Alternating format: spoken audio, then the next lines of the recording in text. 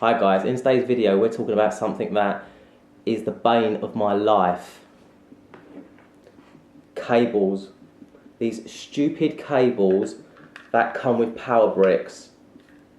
I've got one of these, I've got two of these actually for the XT2, for the X Pro 2, and I've got the vertical battery grip charger for the XT2.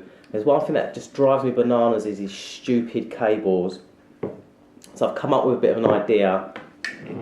I actually heard that you could use old Apple chargers that come with the old iPads and iPhones, split them in half like that, same figure of 8 that is on the power brick, figure of 8, and literally straight in.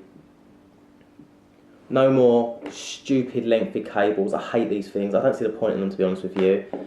And luckily I have 2 spare chargers laying around, or plugs that just pop straight in. One for the vertical battery grip and one for the normal power brick for the XT2 and X Pro 2.